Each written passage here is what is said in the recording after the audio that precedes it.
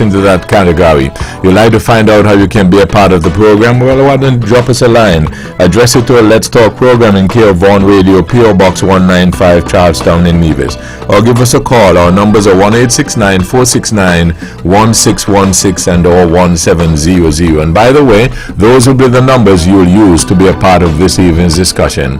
Again, thank you all very much for joining us. This is your voice in the community, Thought That Get Results. With regard to your participation in the show, we encourage you to call in on the numbers listed 1-869-469-1616 or 1700. Here's a suggestion. You have a question or comment, perhaps you can get a pencil, piece of paper, write it down so that you're well organized, and when you get on the show, you take as little time as possible so we can accommodate as many of you as we can. We ask only, first of all, you respect yourselves and then respect others, because we will not accept anything we deem that's not within our broadcast standard. But we encourage you to always be forceful with your point. You can also follow this live video stream of this program on our Facebook page at Vaughan Radio and our YouTube channel at Vaughan Radio. Click subscribe. Thank you all again for joining us tonight. Tyrone O'Flaherty, Bahawla the Meek, good evening. It's good to have you. Good evening to you, Webbo, and good evening to everybody who is listening, wherever you are in the world today. I would just like to say one thing, Webbo. I was just listening to this music, this wonderful music, and for years we have been taking it for granted. It's a fantastic work, I'm telling you.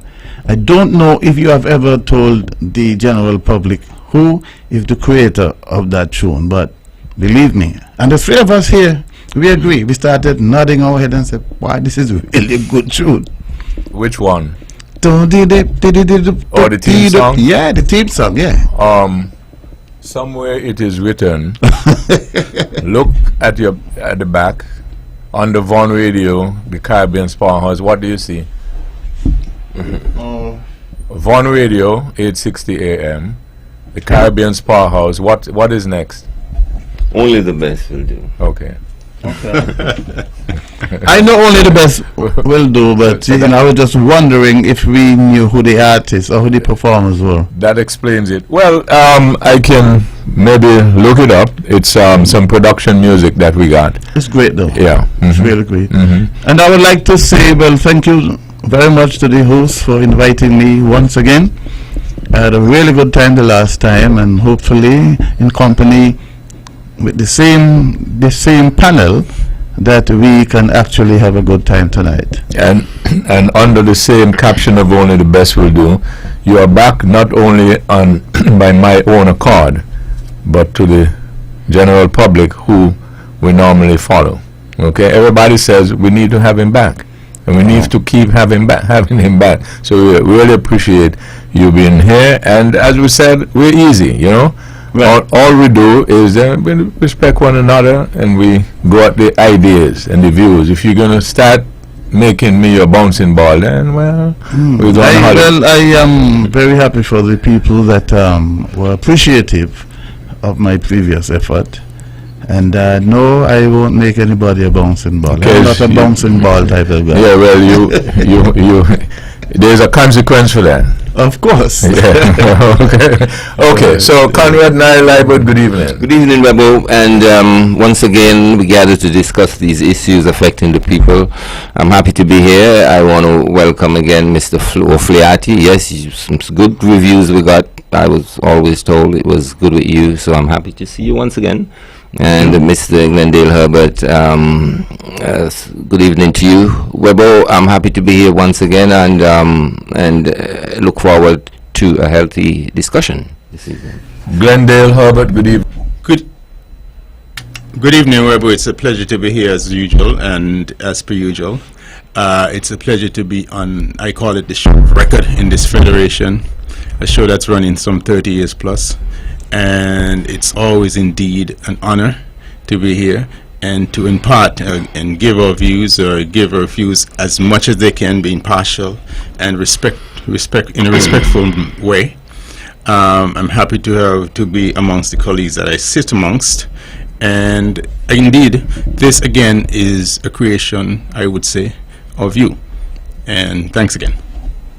Okay, I got something that I'd like to put on the table, but first of all, let me ask if there's anything that anybody's got first, and then, Nothing that's burning on the tip of my tongue, personally.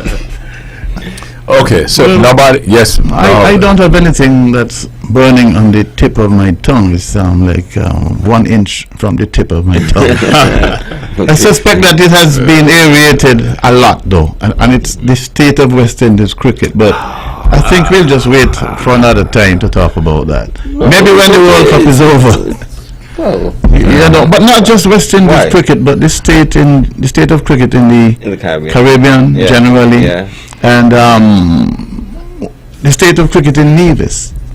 I see a lot of young boys playing cricket over by the BOJN, which Yeah. seems to be like a mecca. And I pass there and I see guys playing really good strokes, but they might only play strokes for 2 or 3 shots and then they're out. Which is kind of typical of what we're seeing with West Indies cricket. Yeah. The stickability. Webbo, you were a good cricketer. I remember when we were much younger. He actually was, Yeah, he was a batsman, a opening batsman. Yes. Yeah. I think he made. I don't know if he made Nevis team. I know he was. I playing believe trials. he made Nevis team, didn't you? Yes, he did. Don't be so modest, man. I mean, Speak for yourself. But your brother was a better cricketer than you. You're getting confused. No. I was the one who.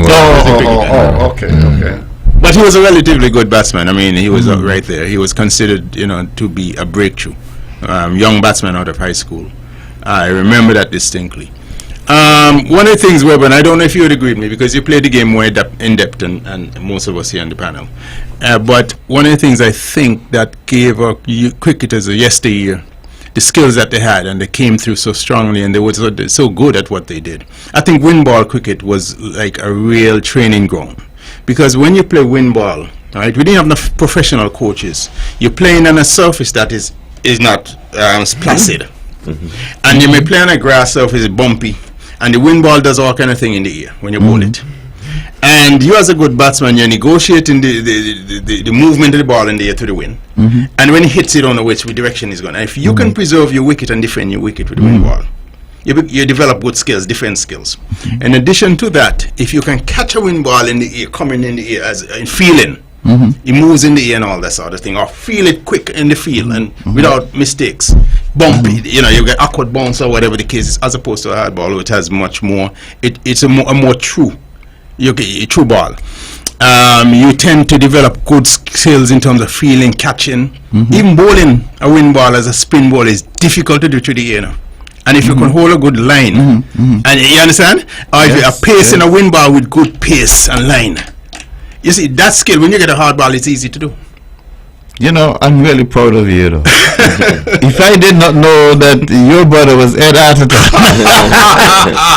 I would think that you yourself. I was told that in my ear. But I'm sure you. The way you described it, that about encapsulates what It it's does all make about. sense, because what he's saying, the truth is we used to play a lot more windball. Yes. Here in Nevis, everywhere and anywhere, windball. And we have developed quite a lot of skills with the game. Yes. And you didn't know where those skills come from.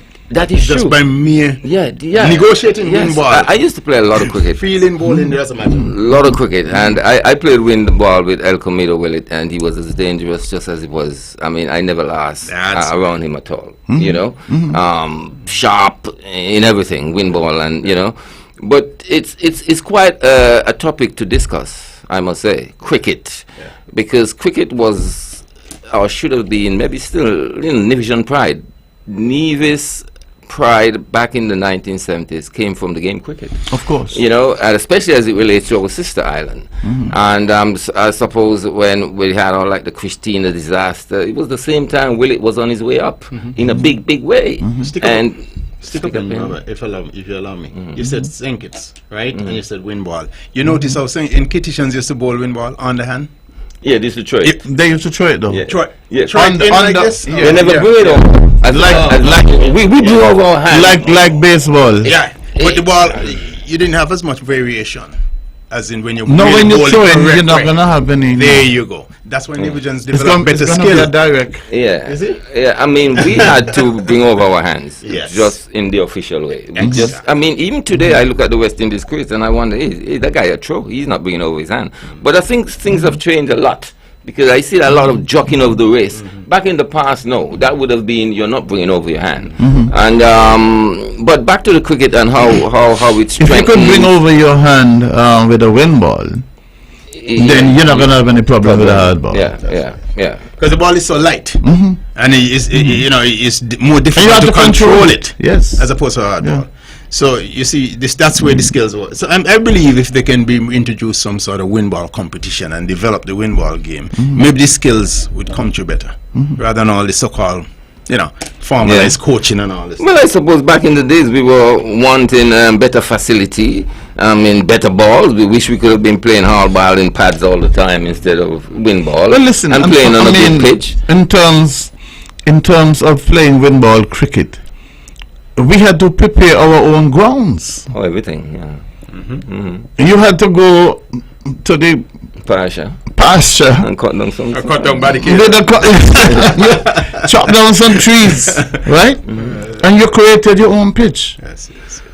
Well, you have a lot more facility today. What have happened?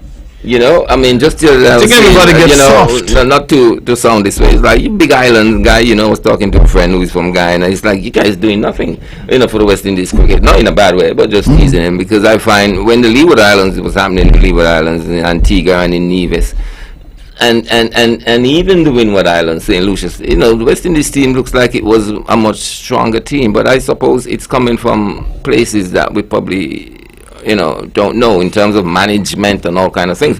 But I think for West Indian, this is a life topic. Yeah. How we have moved from such heights to so low, and even in here in the Caribbean when they're doing the CPL, it's like, where are the Nevisians? What happened to the Nevis people? And it really touches me, because what I have not realized is that great interest in the game cricket, which is our game here in Nevis, and even to develop the facilities that can be geared to cricket in a serious way. And how much do people in authority reach out to these young guys with potential and let them know how important they are to Nevis? It's very serious, a guy would feel better and feel good if the Premier said to him, calling him and said, look, I understand you're a good cricketer. I want you to know how much Nevis is depending on you, to make a name, because it's the people in sport, it's the people in arts make names for countries. It's not the politicians. That's right. And will it have done that for Nevis in a big way, and we can't get off it because he was so good back then and done such great things for Nevis. And so it's really a topical issue. And I want to see more interest coming from really the top, really reaching people and letting them know the importance of the game and their performance to this little island. Because as far as I check, how come the Nevis people and the West Indies team, how come the Nevis people is playing in the city? But Nevis broke into international cricket from El Camino Willet's time, and every decade Nevis always had somebody. We had from Willett to Parry to Atherton to Williams to Renako Morton to Powell. Yes. And Powell is still there. Where? Or thereabouts. Because I can't find him. No, I can't find him.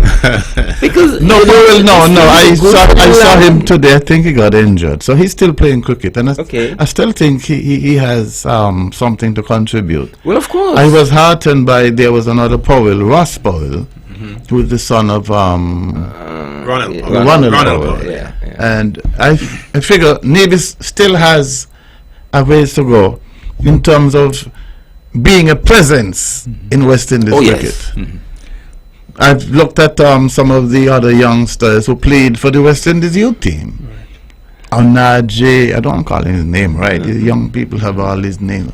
Onaje Amory, and you had what's his name, Carmichael, played for the CPL. So I still think that we have not gone the way of the dodo.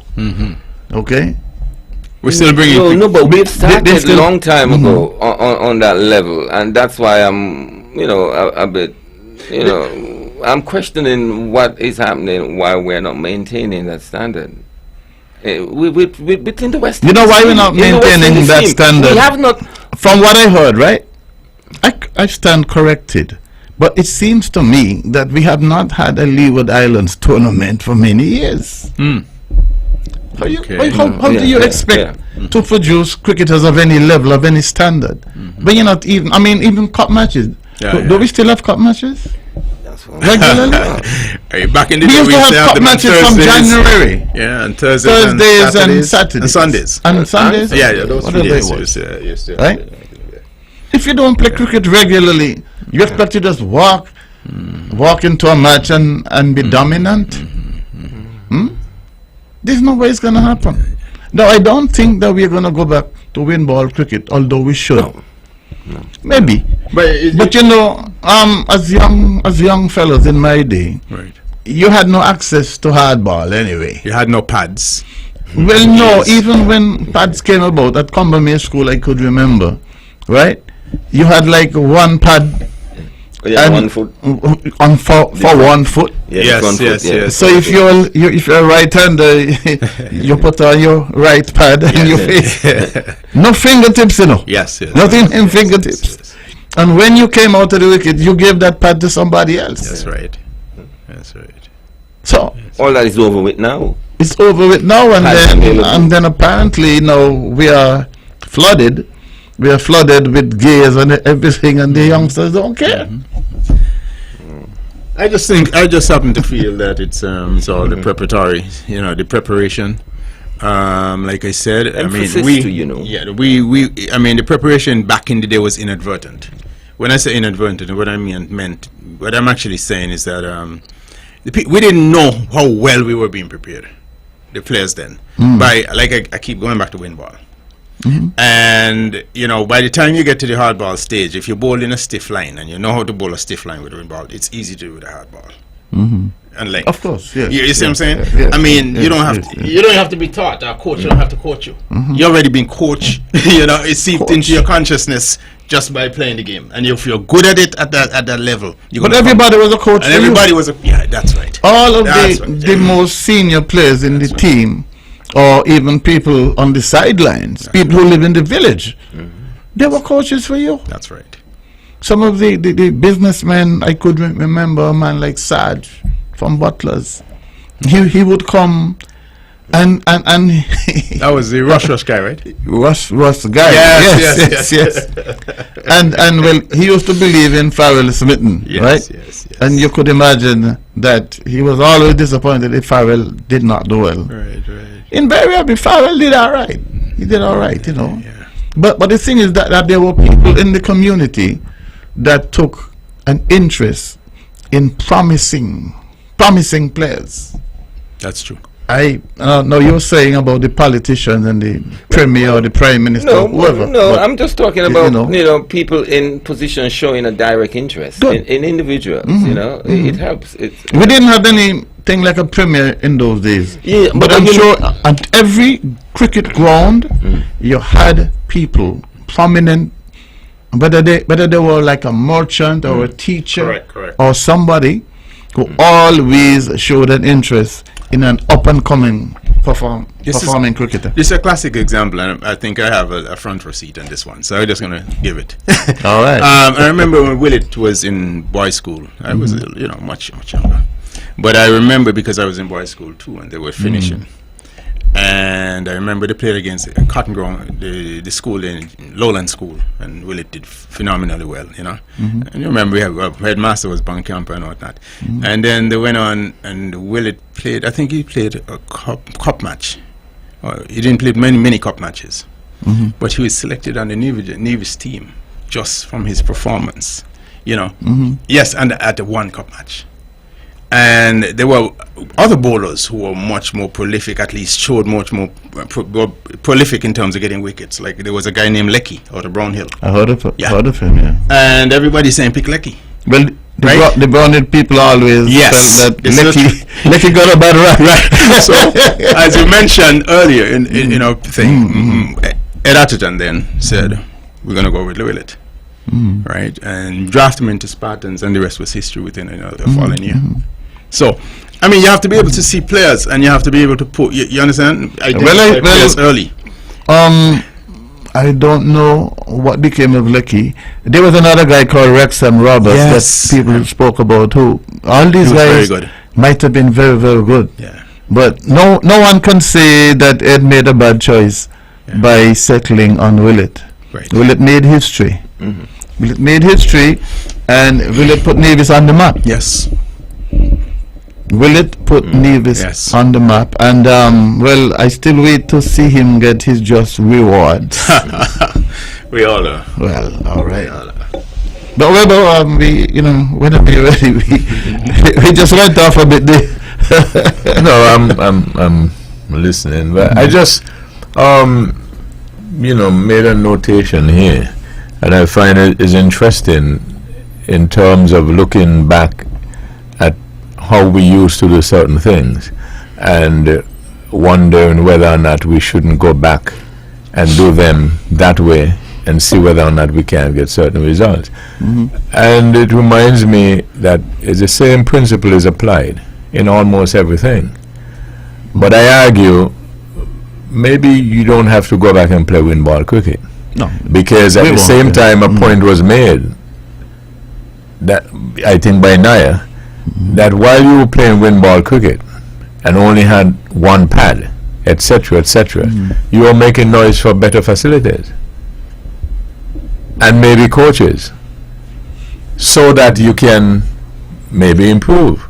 For instance, our players in the Leewards and so on went on to England to play in the leagues over there, and we thought, and it turned out to be true, that if they could get that exposure at a professional level, Richards and Roberts and company, as they went on, you notice that they got into the West Indies team and they did very well. Derek Parry and Willett and all these fellas went. So, apart from cricket, I'm just making the point that when I keep hearing the argument, for instance, when we say we don't know what these youngsters doing, because we used to have to go and carry 10 buckets of water before we go to school and go by the dam in the village and so on and so forth. I hope we're not arguing that we want to send the kids back to carry 10 buckets of water so that they can come and be well disciplined. We have to adjust with the technology, the change in times and the improvement, but the bottom line is get the same results or the success. Right? So I think I think they talk about what we used to do in terms of carrying buckets of water. No, we don't want him to go back to that. But it's just a question of the kind of discipline that instilled in us, And we know we had to do it. We may or may not have complained, but it was done. And I think it was what you call character building then. Right.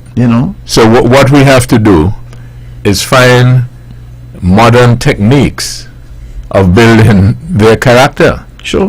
Right. Sure. Okay, let me take this. Good evening, thank you for holding. I'm very sorry, thank you for holding, good evening. Hello, good evening, Webbo. Good evening to your audience. I just thought I'd throw this one in. The guy called Lecky. He met an unfortunate. He lives in St. Martin, and I understand he had an accident. He was knocked over by a car or something. Wow. Some years ago in the Kobe area. So, yeah, but that's, I just thought someone said they didn't know what became of him. So. Yeah, we did say that, and I'm really sorry to hear that is what happened in the end, because Yeah. Have anybody ever seen Wrexham along the way? Pardon? Wrexham, the other one. There's another one by the name of Wrexham spin bowler. Wrexham. Not sure who that is. No, that's the same one he's talking about. Lecky and Wrexham was two different persons. Oh, Lecky is the one that died in St. Martin. Correct, Yes. correct. Yeah. Oh, Wrexham. Maybe somebody Lecky, will call in. Lecky And from say, Brownhill is brother to Edred Ward. Lecky. Yeah. Oh, Wrexham. Where was he from? Hanley's Ward, I think. Wrexham, I think he ended up in St. Kitts. You know, that Wrexham is the guy who used to. Where was he from? So he stopped playing cricket then? He was in Leathercraft. Okay. That's Wrexham. I know the name was familiar. I think I know you. A short guy? Pardon? Is a short fellow? No. Wrong guy then. He is. I'm not sure. He might be a Kelly, but he. No, I think it was Roberts. That's the name I heard. Wrexham Roberts is the name I heard. Okay. Yeah. Okay. If it's the same Wrexham that I know, he is in St. Kitts, and he was a leatherman. He made belts, shoes, and all that, and he used to come to Nevis and sell and all that. But I know he was from Nevis. Okay. All right. Yeah. Okay, caller. Thanks much. Thank you very much. Okay. Good evening. Thank you for holding. Good evening. Yes, you're on the air. Could you go ahead? Yes. Webbo, this is Denwick. How are you doing? Good evening to your panel. Yes. Very interesting discussion. I mean, concerning the cricket. And as you know, I would have, spent some time on the administrative side of the cricket. And listening to you guys tonight, I guess is a reflection of what the whole Caribbean is going through in terms of the demise of West Indies in the ongoing T20 International World Cup in Australia. But I want to just give some perspective to the discussion on cricket. And before going further, Tyrone, good night. Good night, my buddy. Good to hear you on the And I'm so glad that you were listening tonight, because I know you could give a very good perspective. Yes. Now, welcome to the show, man. Yes, man. One of the things, gentlemen, is that, and I faced this when I was the head of cricket and Nevis here, is that firstly and foremost, cricket has become a very expensive sport. Very, very expensive. It's expensive in terms of what you have to buy in terms of your gears and getting a cricketer prepared for cricket. So it's very expensive in that regard, one. And two, I heard the comment regarding tournaments and cup matches on the island of Nevis and the Leeward Islands by extension. Now, certainly during my time, and I know certainly during this present administration for Nevis cricket is being played. And the Bank of Nevis sponsored the cricket 2 tournaments last year, and during my time I had Nagico sponsoring some cricket.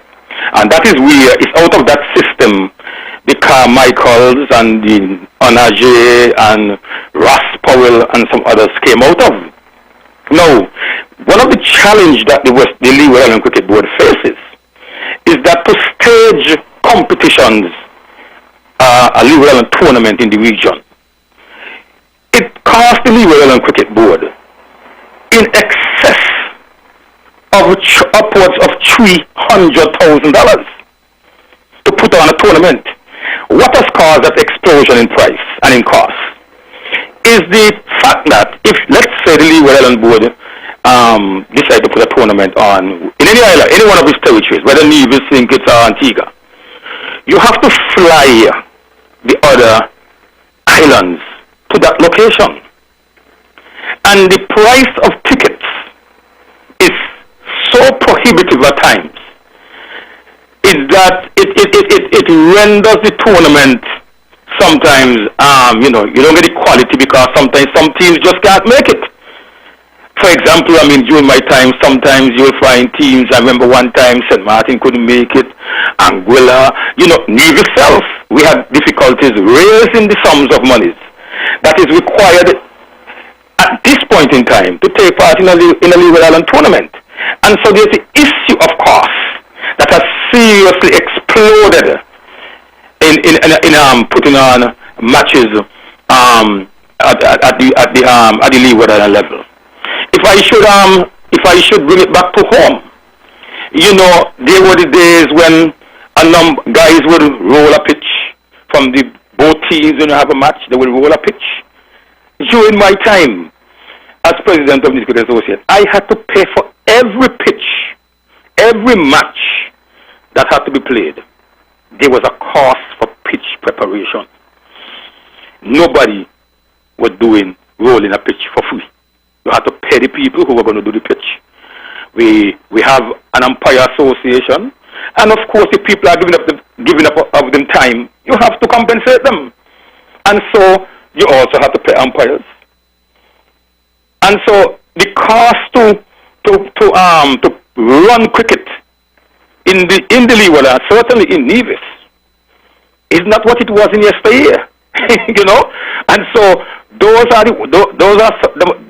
that cost factor is one of the things that is impacting the advancement of our cricket in the Leeward Islands. Now, what the Western Cricket Board has done is pump money into the Leeward Cricket Board in terms of now we have what you call a professional team, a professional setup, where you have guys now who only playing cricket and they are on a monthly retainer or salary, however you would like to put it. But there are those guys who reach there. Now, to get to that level, what we have to do on the local level has a lot to do with the mindset of the local cricketer himself. A lot is up to him. How he trains, how he prepares himself, because the game has taken on a strategic and mental approach. Everybody now can see via the technology, well, we know that Beholder has a weakness playing the ball on the onside, and plan for him when he comes into cricket. And so what it is that now the modern cricketer has to be equipped with a strategic mindset that, listen, everybody knows about you. And so on the local level, we have to look at also the skills of our coaches, the upskilling of our coaches, because the coaching then may not be as relevant as it is now with the new dimensions the game has taken on. Of course, the techniques and certain things will remain, certain basic stuff. But the game is played a lot in the head. And coaches have to be equipped with man management skills, tactical ability and capabilities, more so than ever before, to prepare a cricketer on the local level to step up to that level that is now demanded around the cricket scene. Everybody has raised the game. And so therefore, we have a lot to do. It has to be a partnership between the stakeholders in terms of umpires, cricket administrators, fitness people, coaches. We just cannot continue to be at the level that we are. And that was one of my clarion calls to coaches when I was the president. Listen, get certified, get you upskill so that you can be on top of your game with the cutting edge technology and the new developments in cricket. So it's a whole set of things, as I just outlined here, that is affecting our cricket. Okay, might I ask you a question or two? Sure. You outlined the cost as almost a prohibitive factor in these contemporary times. So my question is, wasn't the cost always prohibitive, relatively speaking? Because when the panel was speaking, they spoke about having one pad, no fingertips, etc., etc., etc. So has it not always been, relatively speaking, prohibitive? I would answer that question yes and no, Webbo. Because of course you cannot compare the cost of a pad back then to what it costs now. No, I'm talking about relatively speaking. In other words, it was always difficult to get gears because in those days you work for only for $1 and a pad costs $25. You see what I'm saying? However, what they did is that they were innovative and did what they have to do with the resources that they had to get to the zenith. No? Yes, Webbo, and I understand that. But you see, if I could add to... there's something that I want to touch on here. And I think one part of our problem is that the school cricket has also gone a bit dormant. And that is something I think we have to really try hard to revive. Yeah, but I just wanted to zero in on that point. I understand what you're saying there. The second point I wanted to bring up as you had explained from being on the inside is a point that I was making earlier, that as the technology and the different techniques change, if you do not adjust, you're going to get left behind. That is true. So it is, if we can reminisce, but if we keep doing it and keep looking back as if to go back to do that as you pointed out earlier, that they're now watching the film, watching the tapes, and so on and so forth, and so it's different. Yes. But that doesn't mean you must fail. Well, that is true. You must also adjust. Well, and that is why I made the point about cricketers taking on the responsibility. And at the end of the day, in anything you do, it's always about you.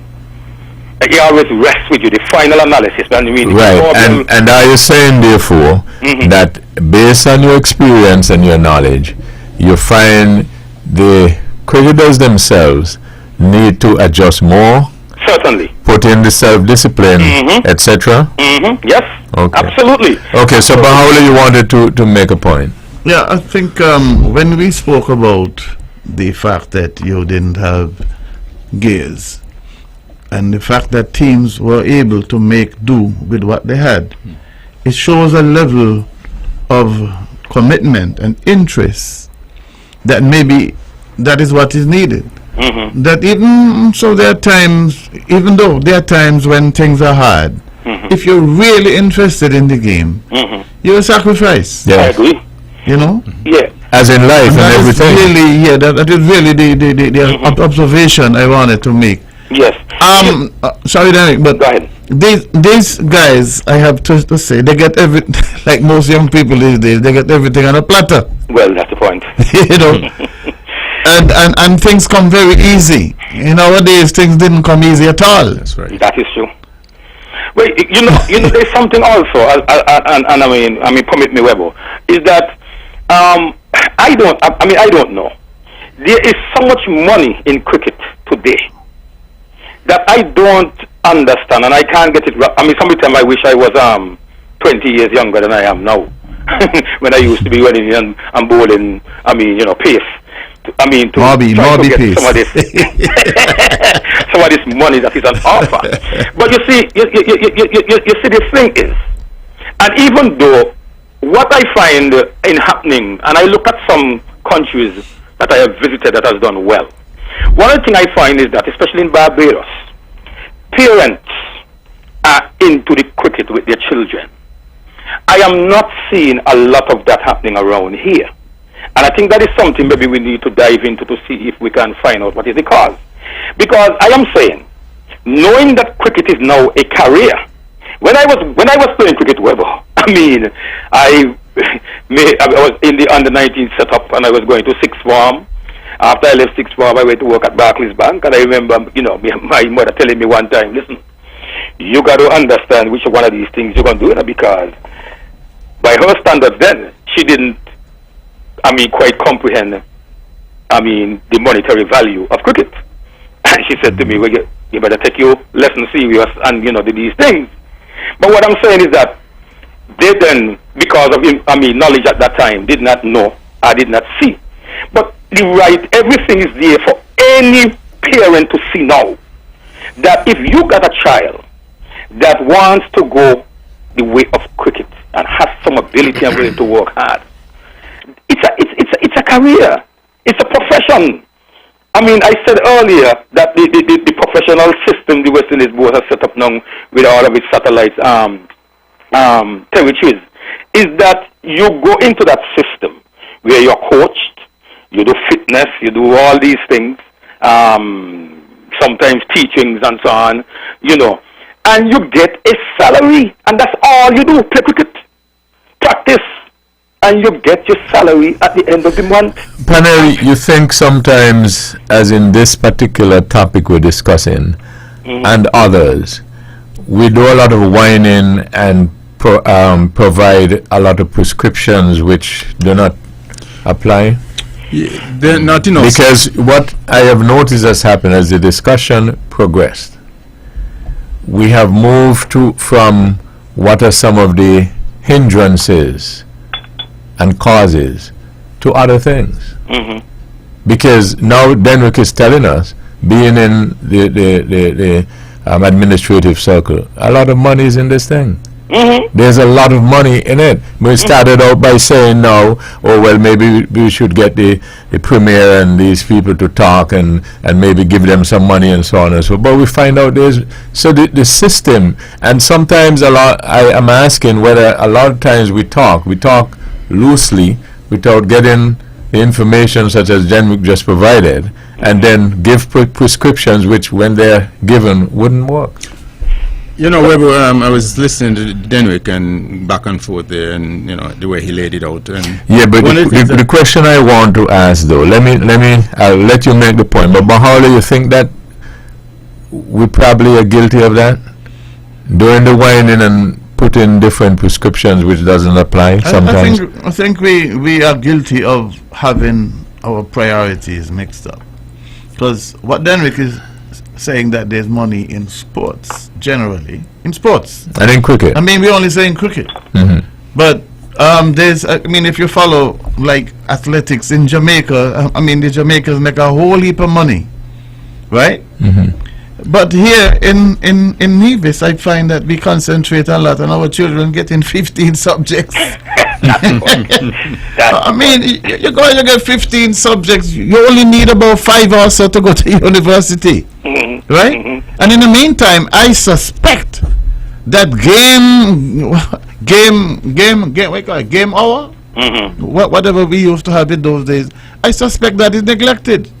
We always had time in school when this is games period. But you're not going to have time for games period if you want a child to do 17 subjects. Exactly. And you beat your chest and say, yeah, 17 subjects. What is going to happen to those 17 subjects? You leave school and you don't even remember half of them. You get a job that only requires you to use 2 or 3, right? You go to a university and you specialize, and a lot of these other so-called subjects, they're gone by the wayside. That's right. And in the meantime, a skill that you could have had or could have developed, whether it be in arts or music or games or sports, is neglected. Well, when you see again, Bahola, the next thing is, I have seen some persons, apply to universities outside, and as part of your that education, that degree that you are seeking, you have to be involved in some kind of sport. Yes. And I believe that is what is happening. I know, as you rightly put it, when I was going to primary school, I had to play sports. There was games time. I don't know what is happening in the curriculum today, and maybe this is where the education, the people in education have to sit down with the people in sports and all that, and understand that when you to get these programs going, we concentrate a lot on the athletics, because you see we now have what we call mini Olympics. Yes. So, if that can be done, I do not see why we cannot say, well, hey, we want to have a cricket tournament or something. What if, caller, you were to find out that this wish list that you are making actually takes place? In other words, they have coaches that teach different PE games and so on and so forth. What if you were to find out that it does happen? Well, Webbo, you make an interesting point, because I do know that in the primary school there was this giant competition between the primary schools. But the question is, Webbo, is it sustained, and is it at a level? Are the inputs that go into it at a level that will give us some of the results we are seeking here? Well, I'll take somebody else in a minute, but I'll tell you that if you go to the department and report the authorities, they'll tell you it's working fine. No, anybody doubts that? No, you see, what happens, you have to have honest discussion. That is it. Otherwise, you'll always be making excuses. Sure. Okay. All right. Thanks a lot, Webbo. Thanks much for your input. Good. Yes, Glendale. I wanted to say to Denrick, and I don't know if he's still involved in the cricket administration part of it, but it seems to me when I look back, and I know you guys would bear me out, back in the day, they used to go to Montserrat and Antigua on boats when they had Leeward Islands cricket. Yeah. He's telling me the cost of flights.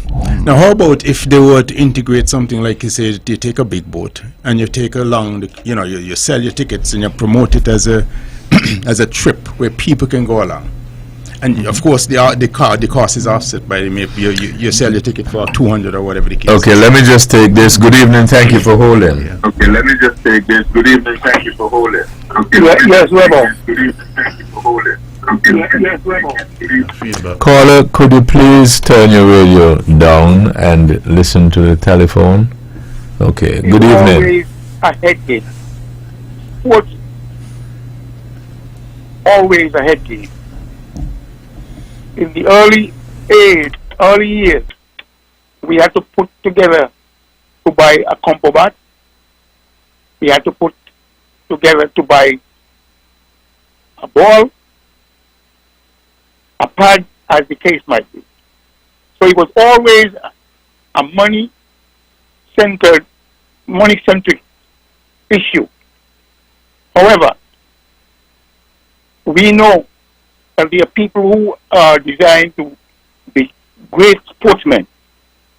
My son, Javier, was playing cricket one day, and Carlisle saw the performance, and he asked, "That fella playing well. Who is it?" They said, "He's Edric Scarley's son." But I told Javier, just like Denrick mentioned, his mother told him, he has to choose. And I told him, I don't want him to concentrate too much on cricket because there is no certainty that you will get to the top. And if you don't get to the top and you have abandoned your education in any way, you don't have anything to fall back onto. So Denrick made a very good point regarding what his mother told him, and he actually, I think, took the mother's advice and followed his education. Today, he's a banker. Now, based on the additional expense, sports always has money in it, big money, but you have to know how to navigate, and therefore, those people who navigated to the top knew exactly what they had to do. With the aspect of the 16 subjects, we as a community have to be always be competitive, whether in sports, academics, as the case might be. And therefore, the 16 subjects, as Bahola has said, is relevant because they make you competitive, even though you don't need the 16. You might only need 5. Thank you very much. All right, thank you. Glendale, go ahead. Yeah, I was saying, it would be innovative in terms of travel, cutting costs in travel. Of course, the big boats like Prince boats, up to Montserrat or into Antigua or what have you, you carry along the crowd, just like how the English teams travel, but, by air, of course, they travel with a crowd. I'm saying you can make this an event, and it cheapens the cost of travel. Yeah, but how you reconcile that with talking about going and stuff like that and people don't go? Talk is one thing, right? But what is the reality? The traveling portion of it might excite people to travel. Good evening. Thank you for holding. Yeah, good evening. Webbo, to play a game of cricket, you have to love the game to play. And I remember as a little boy, we had to go up and down the village. We go places like Maroon. We push rollers all up hills and so to prepare the pitch. We had to prepare the pitch ourselves and we play the game. But I think what's happening is that there's a lack of interest in the game now. As a guy who played the game, who did a little bit of commentating on the game and organized the game, I could remember up to about over 10 years ago, I started a windball tournament, a paper tournament over in hard times, and it's going good. I never had problem with sponsorship because it was really a fun game, a game that people come out, they learn the skill and this skill that the whole village came out. And to COVID for the past year or two, we haven't been having it, but it will come back again, maybe next year, and hoping that the villagers and everybody come back on board in playing of the game of cricket. So it's such a lovely game. It's a game that brings all families together, watching and playing. And so the game of cricket is really an unique thing, because I remember as a little boy, 4 or 5 years, I used to walk from Jindaland to town just to see the game, and sometimes hike to go in the park.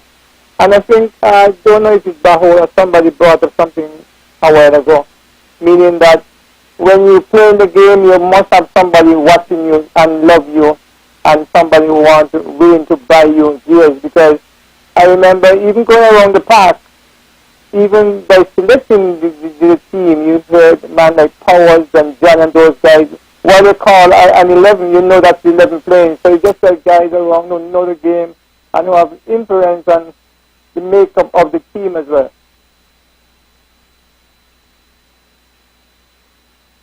Hello? Okay, you're through. And so I'm just saying is that you have to love something to be in it, and the volunteer to put on a game in terms of getting people to volunteer. It's so hard, but when you have willing and committed people who like the game, they will come along with you and help the game to grow.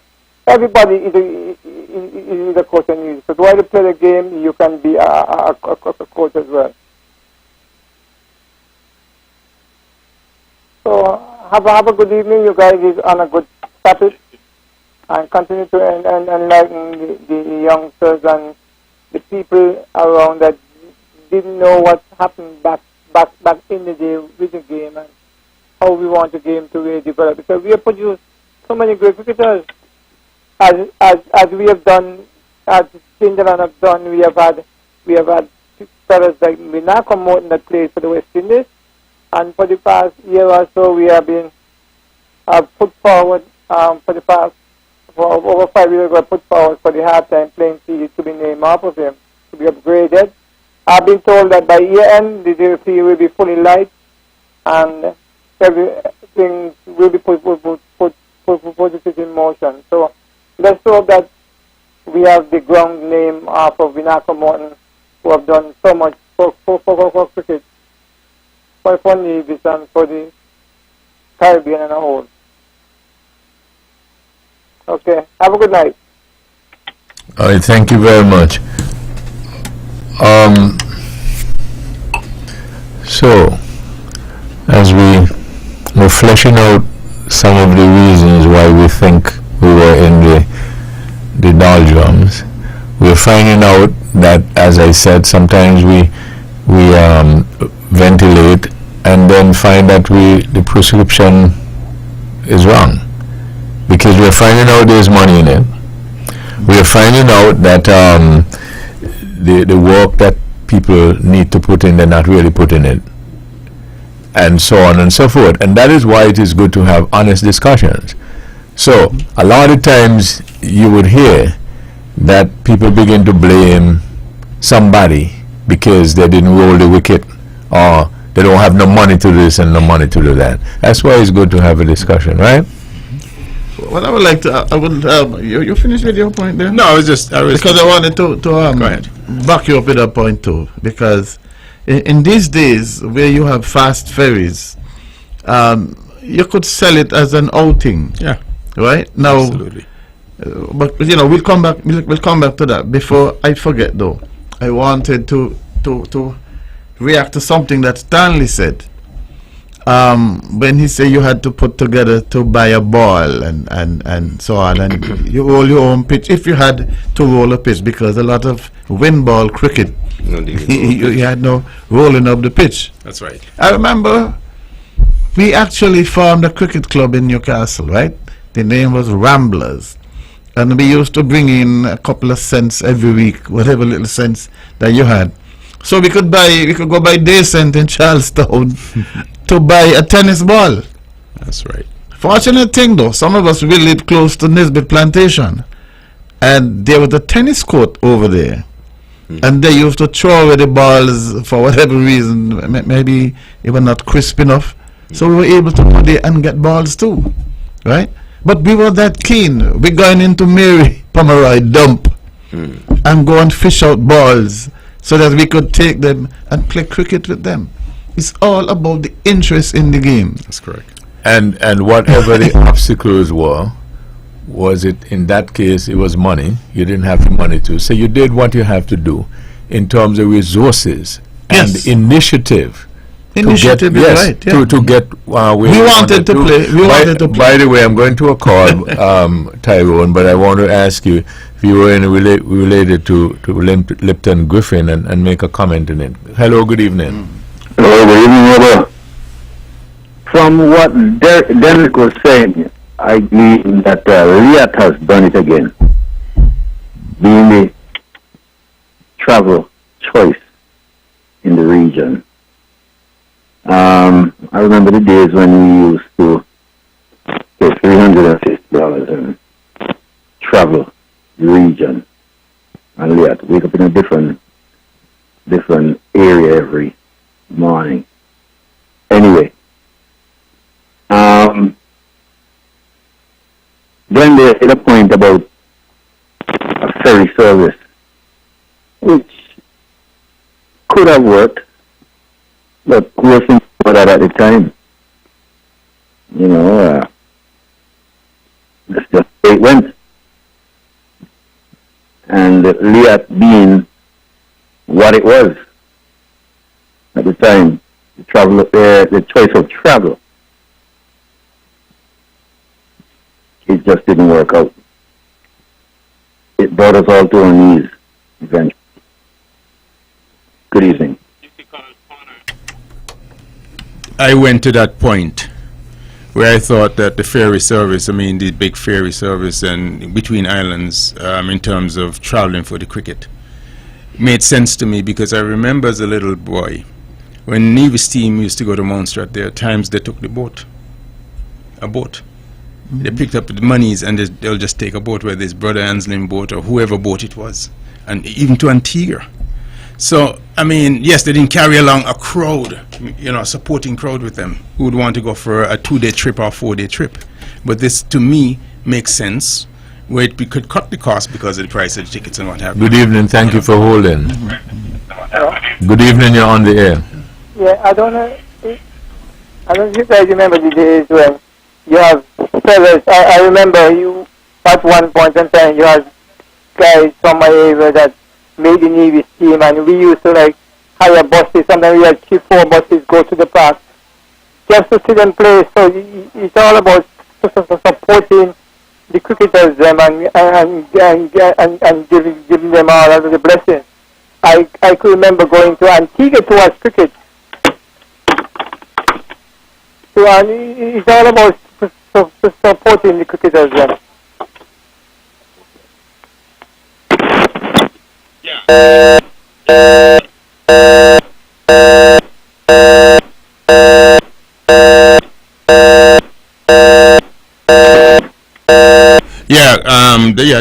And that's the basic point. It's thinking innovatively. We don't always have the inter-island travel in the air. We used to do it by boat, and the speed boats like Bahula. Yeah, but so we can come off of that and move on to another point. We understand. Yeah. The general point is this. You have a problem or issue, and then you use the strategies and so on to overcome it. Now, if we're going to keep saying, okay, well, maybe you could use the boat and stuff like that, but the point about it is how many people these days will travel on boats when they're already accustomed to air travel that will take you 5-10 minutes and so on and so forth.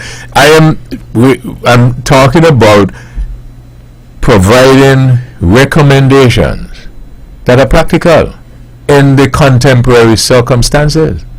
Well, even when we're talking about boats, suppose you're going to play a game in the Windward Islands, and you tell the players and them, well, we're going to get you there by boat. What's the probability? Good evening, thank you for holding. Hi, Webbo, this is Denwick again, and you, whilst I was dialing, you hit the nail on the head. Because I called back to say to Glendale that during my time, we tried that same thing about with the boat going, going to Montserrat. And I can tell you, a number of parents said to me, Mr. Leibert, my child now go on no boat, go to Montserrat. You understand?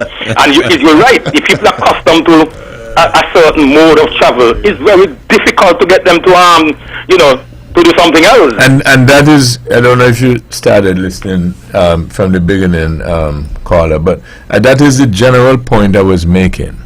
That notwithstanding something was successful in our era, you have to put in the changes and the improvements and so on and so forth as you target and you maneuver in this contemporary times. Yep. But keep harping on that. Of course, that was good for them because that was the Cadillac of those days. Right. So, to me, you got to be realistic, right? That's why we do talk that get result and not just talk. Quickly, what I will say, just off the top of my head at a high level, our infrastructure, our cricketing infrastructure, we have to pay some attention to that in terms of our facilities where we play the cricket. You look on the TV, you see these guys slide and do all these things. We can't perfect that RTA Nevis because the grounds that we use are just not conducive. And so, there has to be some serious investment in the infrastructure. Just the same way we did, you see, we made some moves here with the athletics, and please, I don't want anybody to think that I'm hitting athletics. I do love it. We did the Mondo track, so we have our children running and what they can compete on when they go elsewhere. The same must ring true for the other sports. Let me ask you this, then. I get the point that you're making, right. And as a consequence, we will improve in our cricket. You made a point, or somebody made a point earlier. That is across the board in the Windward in the West Indies. Yeah, it's something that we're suffering from, and that is why we are performing at that level. So let me ask you this: don't the other islands, especially the bigger islands, have good infrastructure? Well, I'm gonna answer you like this, and I don't. We have across the islands, we have a problem with discipline. Right, walk with me. Yeah. Let's do one thing at a time. So they have good infrastructure, right? Yes, there are some islands that have better infrastructure than some. Right. Way better. Right. So it does not hold true automatically that once we have good infrastructure, ta-da, great success. Well, it is not a linear reaction. Right. So at least what you would have done, you would have at least put in place some minimum standards. Right. I'm not making the point that we don't need it. Okay, good. I'm just saying a lot of the times we bring a prescription and what we do, we kick the can a little further down the road.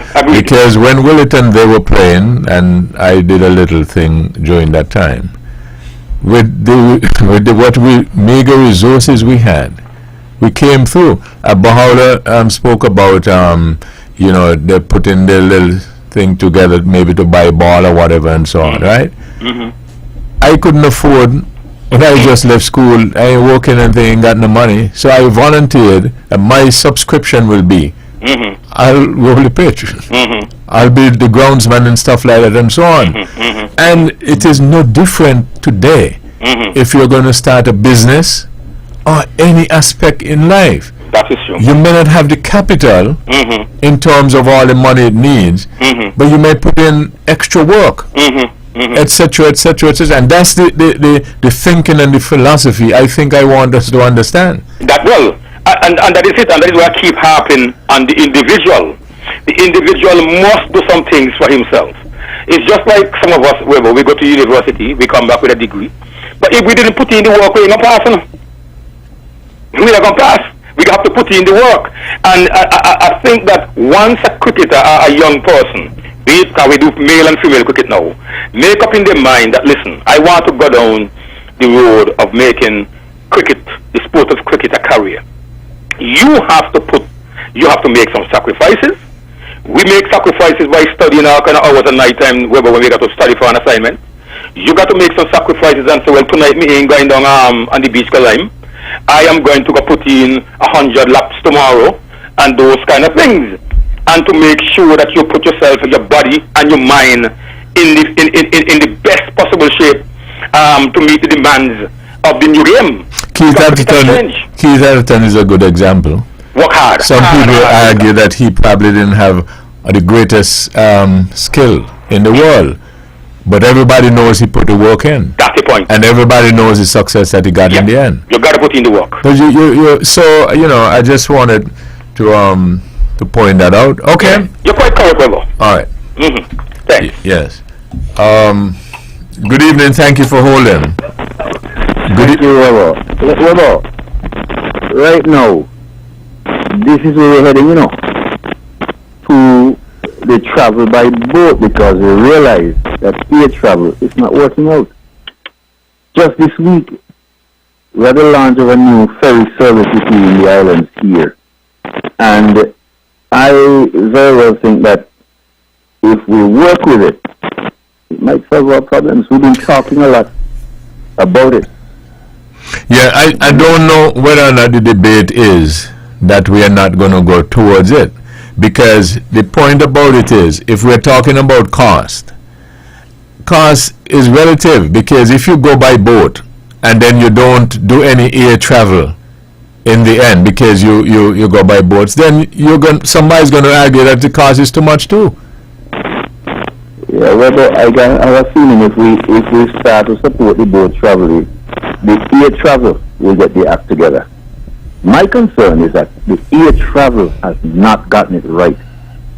Liat has been the dominant mode of travel in over the years. And okay, so let me just get it clear. So your point is this. Your point is on whether or not we should concentrate on travel by boat or travel by air?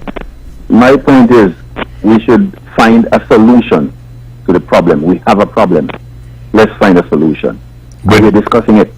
With the traveling? Yes, dear. Oh, okay. Yes, it is. I find that might be the problem right now.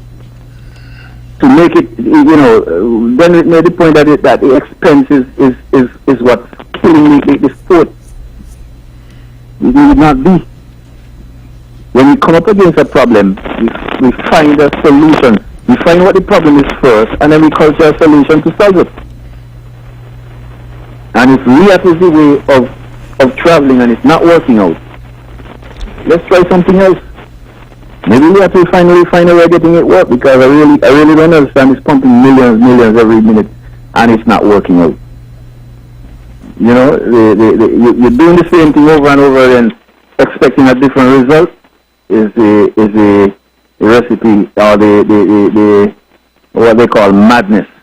So let's try something else.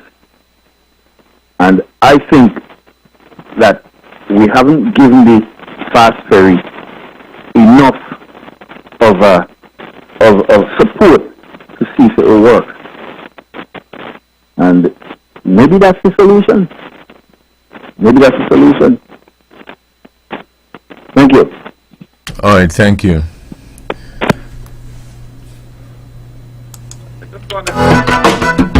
This is thought that get results.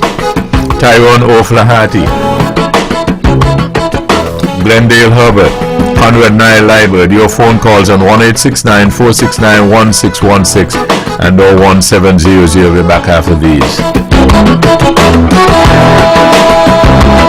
With all the power from the tower, this is the powerhouse of the Eastern Caribbean, VON Radio, from the Federation of St. Kitts and Nevis. Builders Paradise is offering a large variety of floor and wall tiles at very competitive prices. Builders Paradise has over 2 million pieces in stock, lots of different styles to choose from. Whether you're renovating or tiling a new house, Builders Paradise has what you need. Wow! Oh, and remember, we're open all day Saturday to serve you better. This is something that you can't refuse. Visit Builders Paradise today at the C.A. Paul Southwell Industrial Site in St. Kitts or call them at 466-4938. Back in this episode of Thought That Get Results. Caller, please call back. We ask you to be patient with us. 1-869-469-1616 or 1700 if you'd like to be a part of the discussion.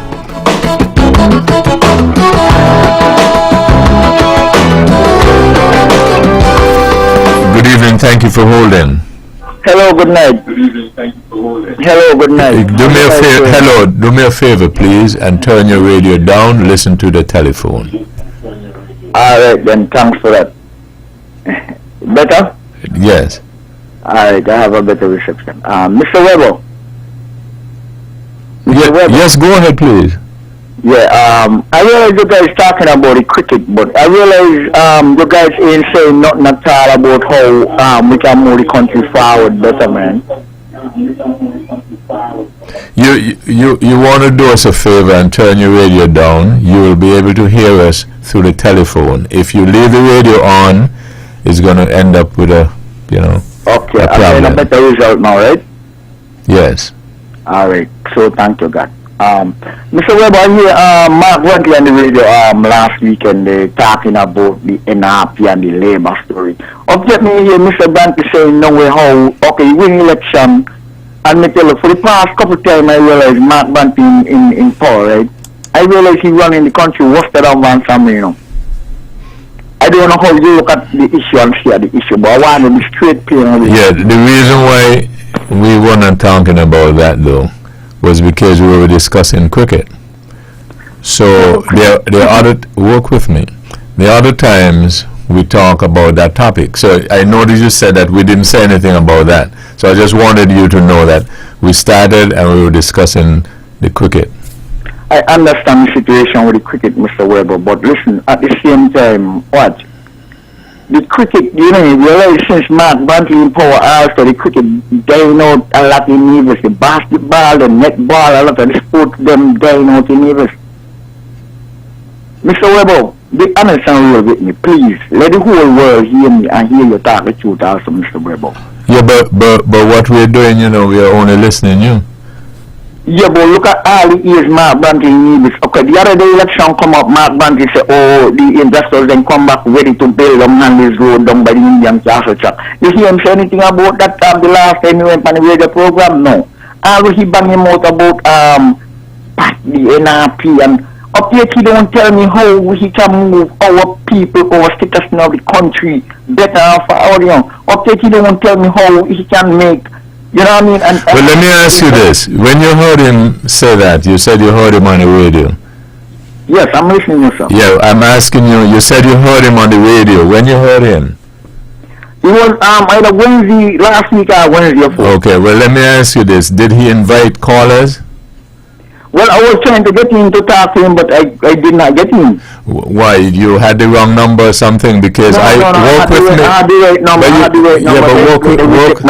But work with me. You asked me to speak, but you're not allowing me to, right?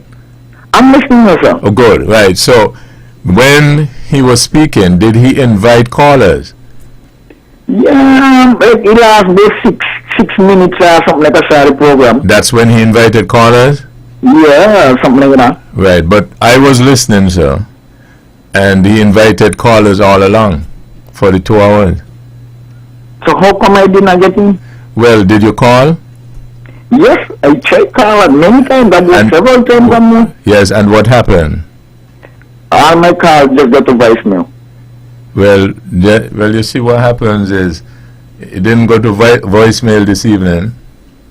No, Mr. Webbo. No, work with me. Did it go to voicemail this evening? No. But it's the same setup he using?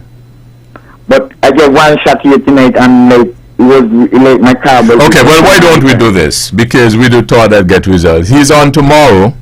Call him. Okay? No, I want to show my voice tonight because no, work with me. No, listen to me. Listen to me. We do thought that get results. And I always listen to me. I always encourage people, right? And I had a fellow friend of mine who I did similar. And I said, call him and speak with him. If he rejects you, let us know. Okay, so let's do that. Call him tomorrow. Okay, Mr. Webbo, you could listen to me one moment. Listen, let's do this, right? We're talking about cricket now. Call Mr. Brandy tomorrow. If he rejects you, call me next week, and then we can. I hear what you're saying. I understand everything you say. Okay. All right. So tomorrow, okay? Call him and then call us back next week, okay? All right. Yes, go.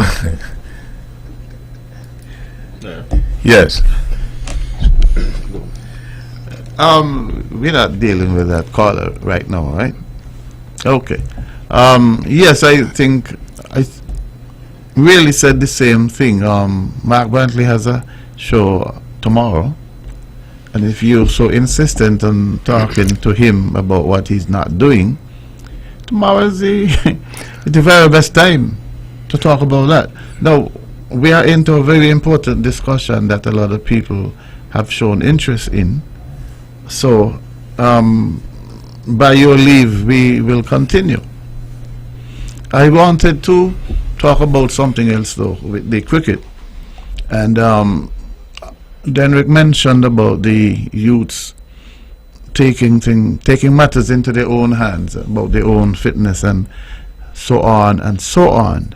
Now, what I know, however, when it comes to West Indies cricket, quite a lot of great cricketers, they tell you about their parents, the involvement of their parents. I saw an interview with Ambrose, and he said he actually went to play cricket to please his mother. Right?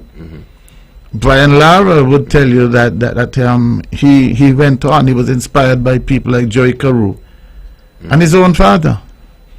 And we saw the father of the Bravo brothers during Stanford time, right? When he was there, and yes, you have to take responsibility for yourself when you're old enough. But until you get to that level, you need somebody, whether it's a mother, a father, an older person, a teacher, a businessman, somebody. You know, Bahol, I always encourage us to look at other person's circumstances and learn.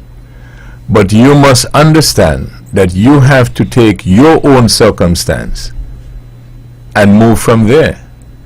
Because this person's, Ambrose's mother, he was pleasing her. But then the other person may not have a mother, sadly, to please. But that's what I said. So you go to somebody else, right? And not only with that, but whatever the circumstance is.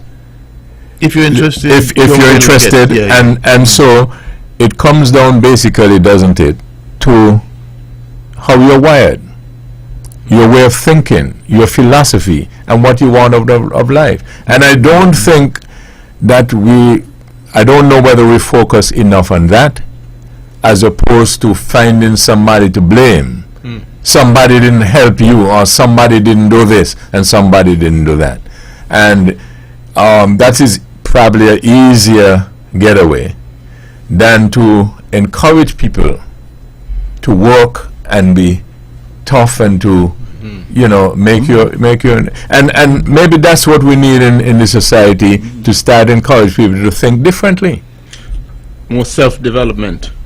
An emphasis ought to be put into self-development, from the authorities and everybody else, not just around the game, but... Well, forget the authorities. I Yeah. mean, the only authority that you Parents, whoever. your Yeah. parents, some senior person in Right. your family, in your society. And what happens to a village? It takes a village to raise a child.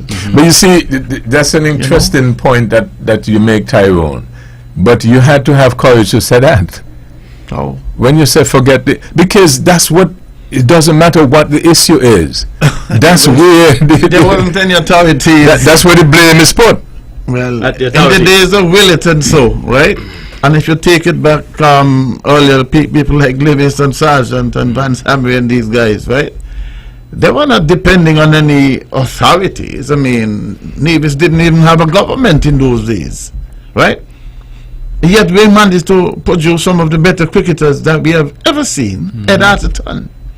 Now, you can tell us more about Ed and who was the driving force in his life. He certainly wasn't no minister of anything. But Maybe a minister of religion. it takes courage, because we had a little example here. When they call a call and it says, okay, well, you guys okay, so we're discussing, but nobody, so it takes courage to say, but no, what we're going to do is this. Yeah. And then the next time we will do the other topic. But It doesn't happen normally in the society anymore. Go ahead, Naya. No, I just wanted to say, I think we must acknowledge the dwindling support or interest. There's something that went downhill as it relates to cricket in the Leeward Islands. We spoke of, different approach, and I agree with you, Webbo, we got to get on board with modern approach to deal with, to solve the modern problem. It looks like now the Leeward Islands board have to look beyond simply dealing with cricket in cricket terms, but have to also think in terms of raising funds and sufficient funds to make it happen. But I think there's a dwindling support for the game on the ground here in Nevis, and probably in the Leeward Islands. So, for instance, if Montshot and Nevis is playing in Nevis, you go to Elcomead or Willett Park, you don't see much people. I mean, before you can't get in the park. We have a chicken and egg situation, because why is the support dwindling? Well, these are things we Maybe somebody might argue because they're not playing good cricket, they're not playing high standard. West Indians have a way. I go by a friend of mine regularly. He's always watching cricket. So I go one day and I said, well, how come your TV is, no, you're not watching cricket? And he might say, them fellas, just let me down. And then he might go and watch something else. Yes. But you see, there's another thing too, right? Right now, Just hold it. Bahawla, let me take this. Good evening. Thank you for holding. Good evening. I just want to make a small 2 cents input. I think Naya is out of touch with what's going on. Cricket is on its rise. The Cricket Association, they have done an excellent job. Carlisle Powell is no novice to this thing. And for the last season, every tournament put on by the Cricket Association had massive turnout at the regular games and the finals and semi-finals. They were awesome. So cricket is on its rise. So I think I want to invite Naya over to the BOGN Park on Saturday and Sunday. Okay. And bring along the whole Valley Radio team. Walk with your cameras and you'll see that cricket is on the rise. The youngsters, they are being exposed now to some training. The Patriots, they have decided they're going to take some youngsters under their wings. Look at Jalen Carmichael and look at Colin Archibald. And they would have had practice sessions and trials in the park, for which the guys from the Patriots would have done some footage, and they're going to go back and assess that. And for next year, you will find some persons from Nevis may very well get selected. And so I just want to correct Naya on that. We don't disagree on too many things. In this case, when he said they're doing support now, cricket is on its rise. Since COVID, cricket is on its rise, and I just want to give the Cricket Association kudos. And as a past president, I'm very proud of the job that Carlisle and its association is doing. So, yeah, let's move on with the discussion. Yeah, Kakala, It's another thing. I was going to Like ask the this. caller. The fact that he keeps saying that he's on the rise, if he accept that it fell. Yeah, I mean, That's the that's point what I say. And that's exactly, Yeah, I mean, exactly. That's the point I was making. So If it's on the rise, I'm happy to hear that. But he says since COVID is over. But the thing is, I happen to live in that area, and I've seen there a lot of activity in It's a nice terms of ground. cricketers on the field playing some good shots. But in terms of what we're really talking about is support, spectator support, and Spectators. you have a handful of people there. You don't have the And that's why you pavilion can't raise no full. money. Well, Without the that is people where how we money can- used to come from. Well, that's what I'm Money saying. used to come That's the from point attendance. That's where I was going. Right? I think Webber was asking the question, when did it stop? Because I could remember very well a match like Berry Joel. Oh man. That used to be like a test match. That's right.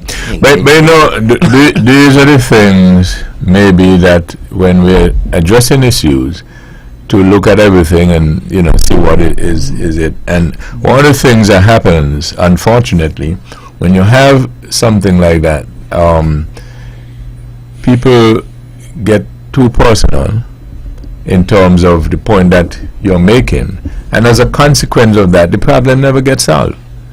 Yeah. Because you don't have the maturity to say, well, this is really Isn't something? a problem. Because somebody thinks that if you say, well, this thing is not as the way it is, then you're trying to make somebody look bad. Let me give you a classic example, not with cricket. I was telling somebody the other day that, we do Culture Armor, and we do the Calypso show. And what we learn is how to estimate the crowd. We have a formula to do it accurate, fairly accurately. And so at the Calypso show, we reported that the crowd, the attendance had fallen off, and we gave an estimate. So somebody felt, well, because they organized the show, they felt that we're trying to make them look bad. That to say that a lot of people didn't come. So you know me, I'm cool. So I said, okay. So let's say we said the attendance is about 2,000. They argue it was about 15,000. I said, no problem. Those days they used to give. Those days they used to give the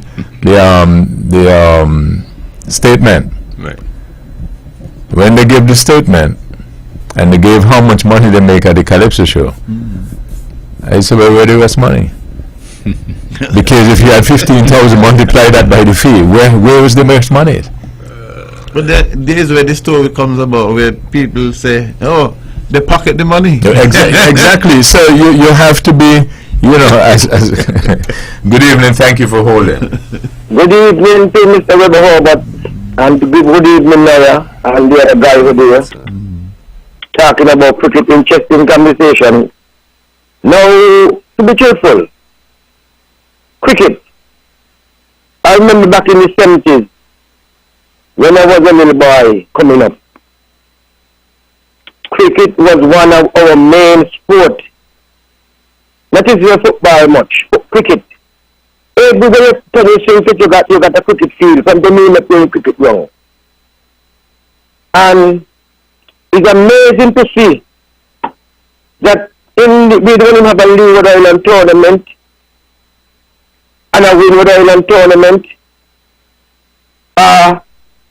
The Beverly, can't you call it the Beverly Hurry Trophy and all those, when the little boy used to come watch in the Warner Park? I think that the standard of cricket job, because of the performance of the West Indies, nobody have no interest to go and watch the cricket anymore.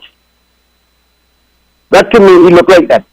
Because Nevis was one of our main standard of cricket in the West, in the Leeward Islands, because we got several division West Indies side, and the Antigua and them. And now, the standard of cricket in Nevis now, to what I used to hear. I believe that because of the performance of the West Indies, the poor performance of the West Indies, nobody interested now to watch the cricket or support the cricket. So, good conversation, as usual. All right, thank you very much. Yes. Colin made a good point. I was going to say the part of what I was saying just now. Apart from the crowds not going and whatever the reasons are, you know what's not happening now? Radio commentary. Oh. Radio commentary is something that we grew up with. I remember in school that they used to stop classes about half an hour before 12, and they would put on the radio. And so as a little kid, you got so interested, and especially if somebody, if Nevis was playing against Antigua or Montserrat, then you got accustomed and you got introduced to the players, and you felt as if you were a part of that. They say you cannot be it if you don't see it, right? In this case, if you don't hear about cricket, and if you don't see cricket, I mean, we have had to turn to what? ESPN to get cricket, when we have the great Sports Max, right? They're bringing over all kind of basketball. I mean, what do you think our young people going to be responding to then? But I said the interests have shifted. There is definitely a shift in There's a interest. shift, yes. There is that. In sports. There is that. And that is because we stopped broadcasting cricket. Not completely, but I think the fact that basketball is an attractive sport, let's face it. It really is an attractive sport. But these are the things that, a lot of us are arguing about cricket. How many young people under the age of 30 or so, 25, will call into this program and offer any points to deal with cricket? We still have to baby them. Mom, you gotta play the game, do that. Anybody in the 40s and 50s and beyond, you don't have to tell them anything about that, because they grow up loving cricket, right? And you love cricket because cricket was all around you. Apart from seeing it, when we learn cricket from people like Tony Cozier and Red Spirera and these guys. You know, but the question remains. Tony died, but the question remains whether or not we were adjusting and moving with the changing times. For instance, you mentioned about radio commentary, and in the radio business is technology. When we started, for instance, with a lot of tape recorders, reel to reel and tape, and then minute disc and CDs and stuff like that. What we have to do here, we have to keep adjusting to the changes time. Now you realize that what we have here is computer stuff. Now if we had stay and keep arguing and making noise saying no, we are not changing from the cassette and not changing from the, you get left behind. yeah. So you have to have the ability to do that necessary adjustment to stay relative. And so that is what I keep saying, not only in cricket, in a general sense. You have to be able to do that. Now, also we must appreciate and recognize that when we're talking about this cricket, and somebody mentioned earlier that I used to play, it was cricket competing with football, and then we used to play both. But we didn't have much more. But now you have cricket, football, basketball, racing, all sorts of other things, right? And you must factor that in as well. But I tell you, most people who are good at football, the really good sportsman who was exposed to both, they played both. That's correct. Right, but that's two. You know, especially. And then we didn't have the basketball and the other sports and TV that we could watch. So what they're saying is that you have other distractions. Yes, sir. And so you then have to prepare for those as you navigate your way through. And if you do not do that, you're going to get stuck. I totally agree. And that is something that we really have to contend with. Yes. We have to recognize it as a reality, and as you say, adjust to that. You have to adjust to that. And, Tyrone, you made a point earlier on the subjects and so on and so forth. And some people might interpret it differently, and they might begin to argue, oh, you don't want nobody to do 17 subjects and so on and so forth. Because you get that. But how many people were aware and understand the point that you were making? And you just need X amount to get into university, and then so on and so forth. Not only that, if you look at some of these subjects, business, this, commerce, principles of accounts, all that is one business subject. Basically, that is one subject. But they have it like 3 and 4. Yeah, that's what I found. Good evening, thank you for holding. Yeah, Webbo is only me again. I mean, I love my cricket, so when I hear cricket being, discussed, I have to jump in. Again, right on what my partner Bahola said about basketball. And I want us to just register our minds to something. Basketball has, really taken off and continue to do well. But there's something about basketball, and a lot of people follows it, is that the feeder program into that professional basketball comes from the university system in America. One of the things I want to say is that CWI has now taken a bold step, and as you say, doing bold things, and in delving into exactly what you are saying, Webbo, about changing times, and you move from the cassette tape to digital and all these things. There, we have now decided to set up an academy in Antigua, where the Stanford Cricket Grounds was. That whole project is now owned by the Cricket West Indies, and so they are going into academy and trying also to see how they can establish academies without in the various territories to assist the problem. So there are some plans afoot to really dive into this decline of our cricket, because if you realize, a lot of the times where we get beaten is in the head.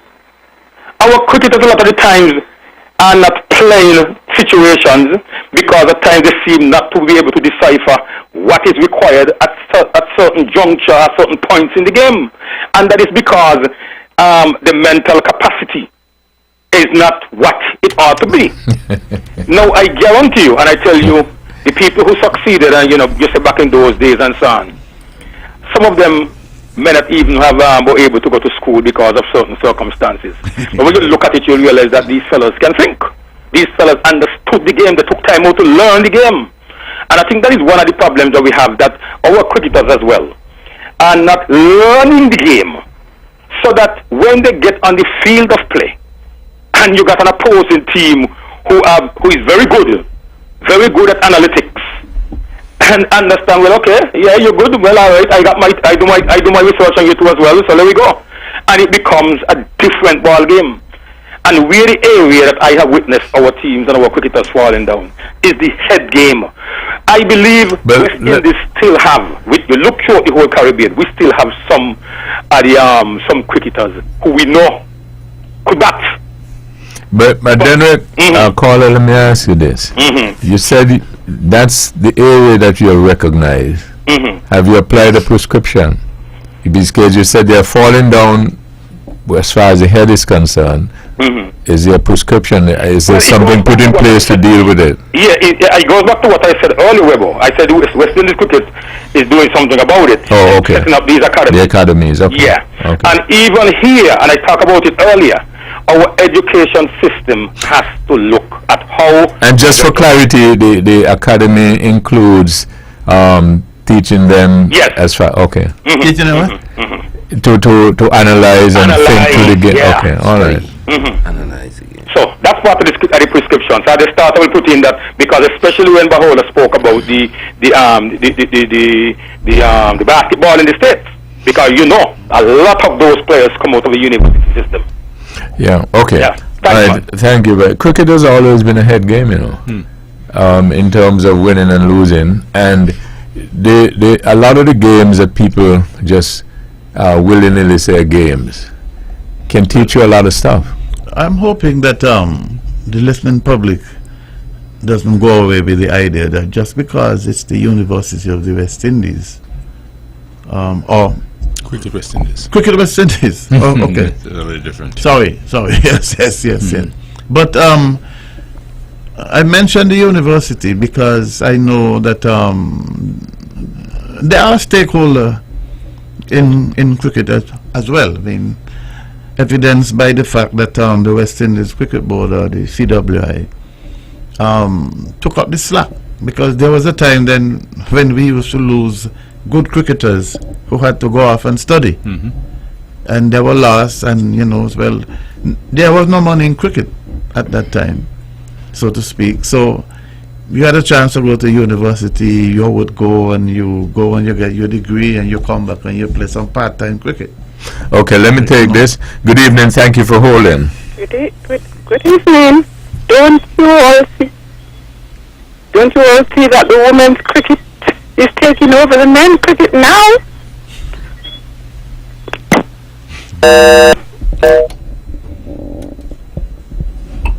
Well, it's happening. It's That's happening. important. It's encouraged. It's well encouraged. It's happening. I'm not sure if it's taking it over, but it's happening, and it's encouraged. There was a time when it was more interesting to look at women's cricket. Unfortunately, they have fallen into some kind of malaise, just like the men. And then with the departure of somebody like Deandra Dutton, the West Indies women's cricket has suffered a very serious blow. So to the question, your answer is no? And what was the question again? No, the caller asked, don't you see that the women cricket is taking over the men in basic? They're shining. Do you see? No. Do you see Glendale? No, I don't. Do you see Tyrone? I don't see that. Not at all. Yeah. Okay. What I said though is that it was on the rise at one time. It's still on the rise. We have not done as well as we ought to have done. Having won the World Cup some years ago, I think we have kind of dropped our standards. Since Dutton left. No, even when Dutton was still there, he was sick and in and out of the team.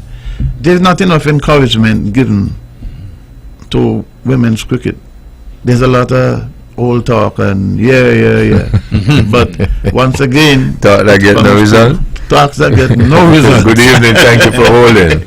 Good night, man. I never know that I'm friend Tyrone today. The mighty Bahola. He's your friend? Oh. Yeah, man. Friend, man. Walk with me. Walk with Tony Berry, man. And I'm out of he is your friend?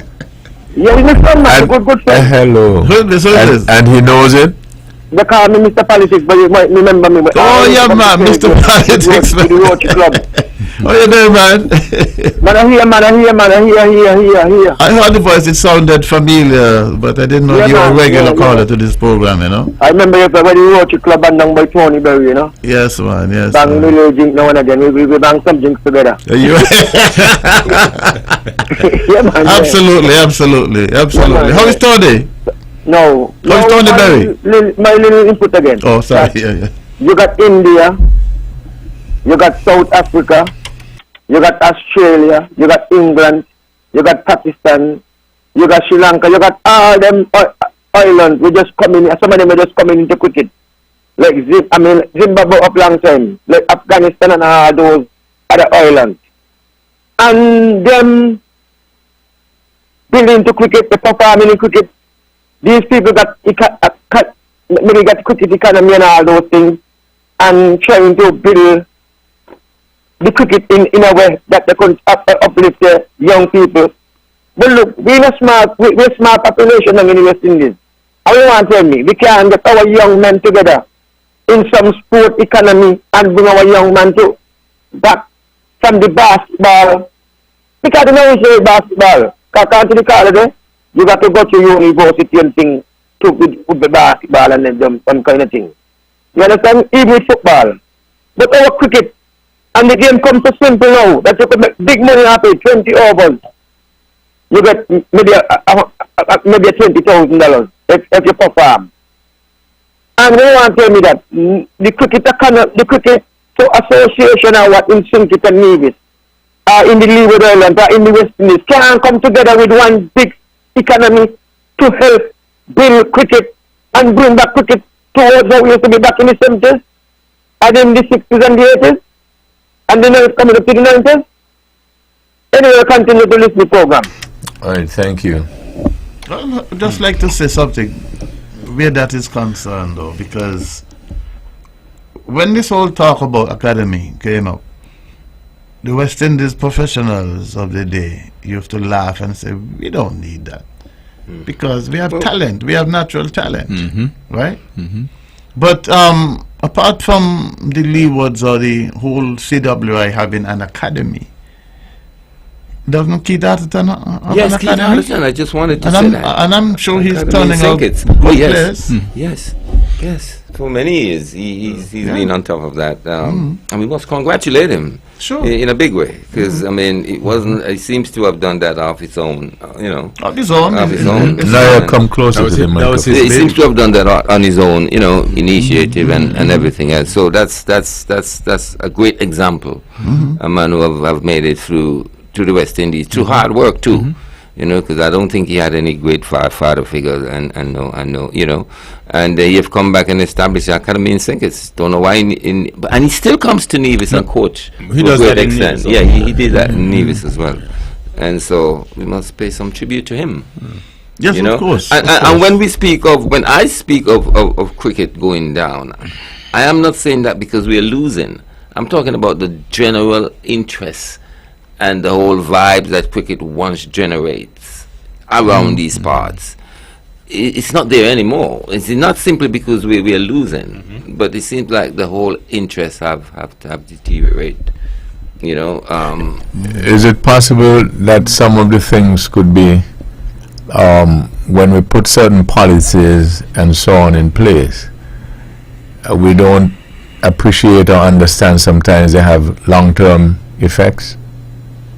Yes. For instance, there's a young fellow who a few years ago looked very promising, and I spoke with his dad and everything, and he told me that the guy got discouraged because of the people surrounding the cricket, but they didn't pick him, or he found they were very unfair, etc., and so on and so forth. So you have those. Not that we don't always have it, because you're gonna history is replete with stories like that.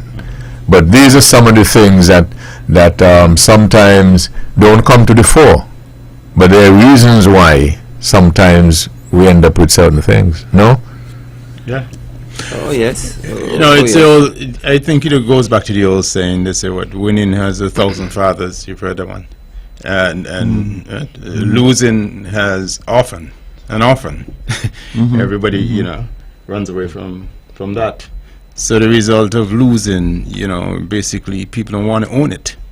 Right. But winning, I know you're saying. So, I still think that people gravitate to that. I hear you, and I understand perfectly what you mean.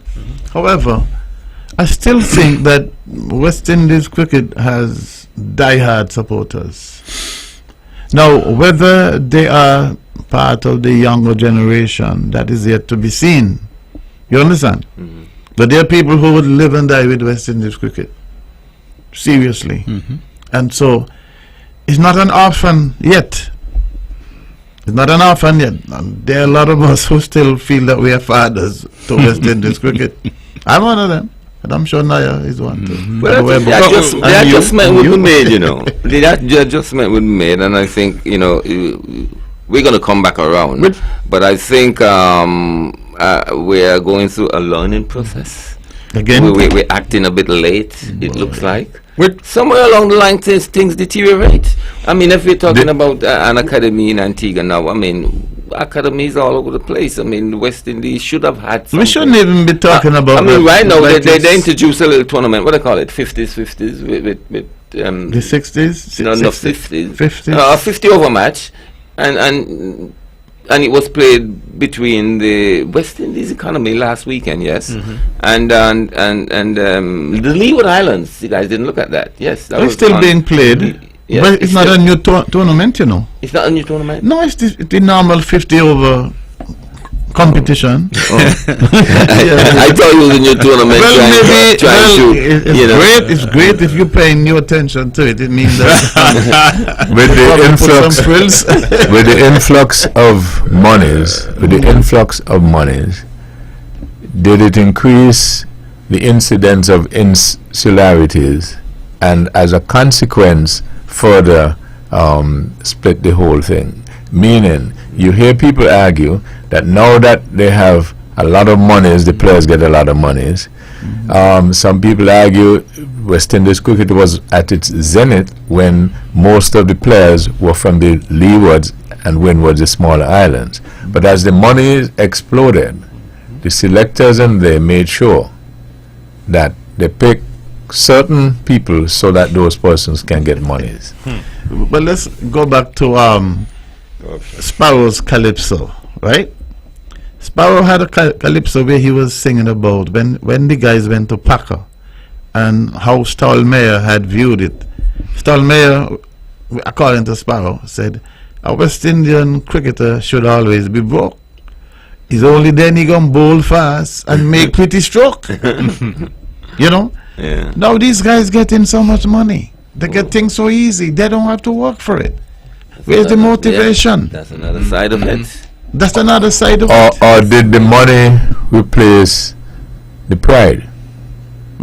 They play for money now. They're not playing for pride. So it's arguable that the money replaced the pride? Because you played for pride then. And you know, Stanford had a lot. I see people walking around Charlestown back in those days, right? And they are supposed to be, people say they're getting more money than a permanent secretary, right? They're getting more money than a bank manager. And these are guys who are barely out of school. They ain't got no 17 subjects, right? But they're getting paid 5,000 US a month or whatever Stanford was paying them. And then you see them all around town. Yeah.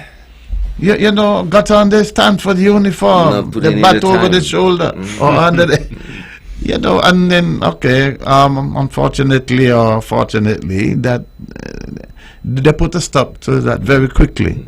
And then, of course, Mr. Stanford, he met it just desserts, I guess, you know. But that is what happens when you get money that you don't really work hard for. It's not easy earned. come, easy go. It's not earned. It's not earned. Right? Well, that isn't that debatable though. That they didn't really work hard for it. Maybe. You mean Stanford in Stanford time? In whatever times, because what? No, these guys work hard. These guys who go to IPL and so they work hard. They work hard. Yes, they do. But in Stanford time, they didn't work hard. It was kind of early days yet. Stanford meant well, right? But the fact is that the money was being dispensed, but nobody was there to really oversee it. And people felt very badly when you see these guys in the square. 1 o'clock in the afternoon or 11 o'clock in the morning. You know they're not working. You know they're not working. No, but would it surprise you to learn that a person who lifts monies feel that they work hard? A person who does what? Lift. Lift up money. Steal. Oh. Would it surprise you if they argue that they work hard? Stealing is a serious thing. Oh, okay. So, but these guys were not stealing. They were no, but what I'm saying is, whatever a person does to earn what he gets, he feels he works hard. No. I don't think these guys appreciated the privilege that was being offered to them. A guy who steals, he works hard because he got to plan. Yeah. Right? And the risk and the anxiety that he must feel. Boy, suppose they catch me. You know what I mean? That is hard work enough. But So then you, you get don't, money. so you don't think these guys prepared themselves to get to Stanford to play at that level when they did, and they earned this kind of money? I mean, prepared themselves. No, these guys were selected. No, not in the early stage. No. They were selected because that was Stanford's idea at the time. I think later on things might have gotten a little different. This program repeats tomorrow at 10 o'clock, following the VON News Minute. Join the Honorable Mark Brantley tomorrow evening at 8 o'clock for On the Mark. Thank you all again for joining us. This is your voice in the community. Talk that get results. You all have a wonderful evening.